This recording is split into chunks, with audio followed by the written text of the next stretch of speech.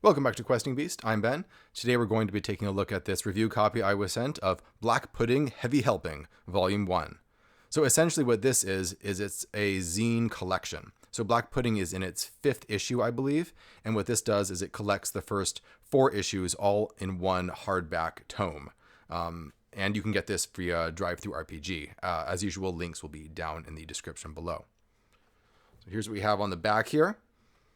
It's definitely designed for old school games. The stats in here include descending armor class, though of course that is easy to convert. And as you can see from the illustrations, it has this very pulpy, very cheesy, tongue-in-cheek attitude towards fantasy. It's not trying to be really serious or edgy. It's fast, it's loose, it's funny, and it embraces that crazy old school feel. It's mostly written by J.V. West, although it has a number of guest contributors. And one really great thing about this compilation is it takes all of the material from the first 4 issues and it reorganizes them so that all of the types of material are all in one place.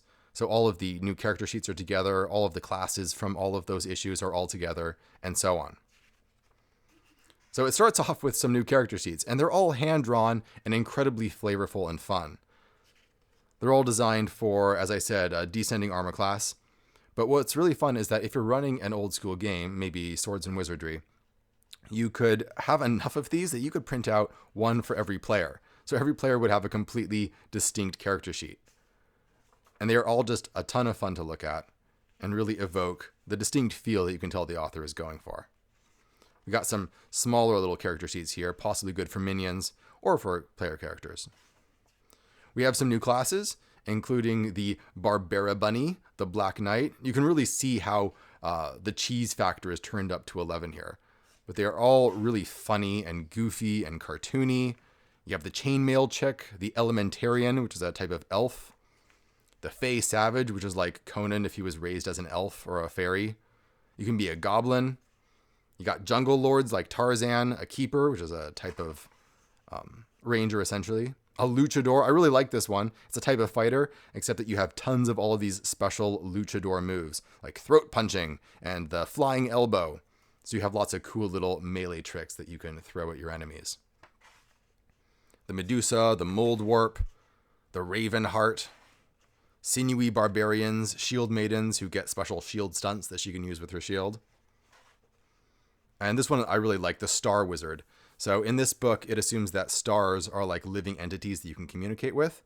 And so the Star Wizard takes advantage of that.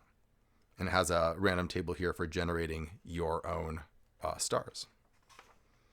Summoners and sword slingers, werewolf hunters and witches, iron devils. So we have a number of intelligent swords here, which all have their own particular names and personalities. So don't just give people +1 swords, give them something with a bit more meat on it. Right? You want a personality, an intelligent sword to talk to. And we have a bunch of new spells here. What I really like about these spells is that they're not presented in isolation. Instead, they're presented as part of a distinct spell book with its own name and attitude. So all of these spells can be found in this one particular book. So you find the book, and then you can tell the player what's inside. So Ellagraine's Fearful Book of Death, right? It has its own lore linked to it, and then its own spells that come with it. We have a bestiary of a bunch of new OSR monsters. The Hag's Husband, a Chaos Serpent, the Mangu, the Gozog. And I really love how this whole book is not only illustrated in this very distinct, vivid black and white style, but a lot of the text is actually handwritten, which really evokes this handmade feel that's just so wonderful. You feel like you're really getting a GM set of notes here. It evokes that perfectly. The Zendrome, which is actually a star. And it goes around judging people because it's extremely lawful. We have the Crypt Golem. And then we have meat shields of the Bleeding Oxen. So that's a tavern, of course, that you can start at. And it comes with a whole bunch of little minions that you can pick up, all of which come with how many gold pieces per day they cost. And many of them are of the classes that were mentioned earlier. So you can have, your sinewy barbarians or your Barbara bunnies.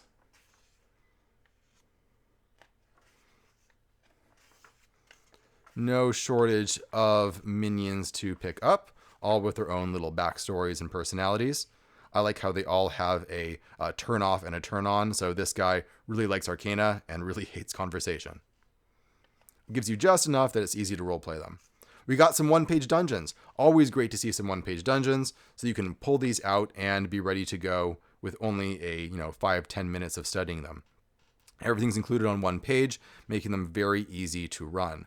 I like how we have these little circles that you can check off for hit points. I'm seeing that more and more in OSR books, where they'll either have a minion tracker, where they'll have minions you can cross off, like in our Blood in the Chocolate adventure, or you can have little circles for HP, which just makes things really easy to track. Right? Photocopy this, scratch them off as they die.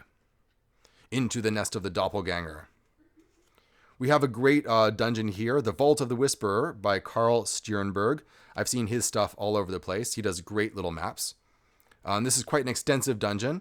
It goes on for a good 6-7 pages, and it makes liberal use of these little circles to check off the hit points.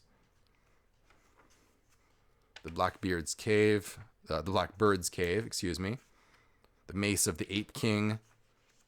And we have a lot of cool random tables. What does the monster do with its kill? Roll d30 to find out. Perhaps it performs impromptu entrail divination. Or it does a victory dance, then kicks the PC and runs away. Quick initiative. So we're starting to get into the rules that the author has created for his own personal D&D rule set, his OSR rule set. And it's all just very condensed onto these pages. Right? It's basically all of his rules are on these 2 pages. There's a little bit more further on, but just by printing these off, you get a sense of exactly how he prefers to run OSR games. And it's very easy to reference, and it doesn't just go on and on with lots of text explaining the rules. It's just summarized right there, easy for you to read and use in play. Most of this stuff is fairly familiar to DMs who have run a lot of OSR games, but if you're new to it, it's a really great way to get into it. Ability modifiers, character creation. So this stuff reminds me of what the stuff that I've written for Maze, Rats, and Knave. Lots of great random tables where you can easily roll up material that you can use in your game. So wizards, relationships, right? What is their hair like? What is their race? Who are they raised by? And what are in people's pockets? You need some names? We got some names. We got a D100 table of backgrounds. An enormous wealth of information here. So here we have his list of how he does the classic classes. So we have his new ones at the front of the book, and here we have the cleric, the fighter, the thief, and so on, with his own unique twists on making that class more interesting. So of course, fighters get battle moves, thieves have a skill system, and wizards have all sorts of fun things you can do. Like you can roll a specialty here. You can dare you roll a random arcane mark. You find out what that is. It could be a curse. You find out what your starting spell books are, and all sorts of fun things like that. Just tons of usable, gameable material that you can throw into your game really quickly. Or if you're new to OSR stuff, this could be a really fun place to start. If you're a dwarf, you get to find out what your ancestral mountain was. I love that. Elves and halflings, and then we get his own personal magic house rules. So what happens when you roll a spell failure? And Doomslaker, so a few more house rules based on BX. So how to roll ability scores, and just basically the rules that he uses for his own games. Here we have the list of what the covers for the original zines looked like. And so it's 1 through 4, and we have additional ones on the way. This zine is still going strong. So that's it for Black Pudding, Heavy Helping. It was a lot of fun to read. It was so enjoyable, and there was so much energy and attitude throughout the whole book that it was just a blast. And I love seeing people's house rules, and I love seeing when they're able to compress it and compile it all in one place, so it's easy to reference and use if I was so inclined. That's it for this review today. Thanks should go out especially to my Patreon supporters for helping me make this channel and keeping it going, especially Ben Asaro and Andrew Barnes. Those guys are amazing. They've pledged at a high level to keep this whole channel going. Thank you guys. You are awesome. And join me next Wednesday when I will be taking a look at The Gardens of Yin. which is a weird setting in a Fey realm that has fallen into disrepair, with a lot of randomly generated elements and a lot of weird exploration. It's written by Emmy Allen, who's written a lot of great OSR stuff in the past, and I'm really excited to take a look at that. So that's it for this review today. Thanks for watching, everybody. I'll see you guys next time.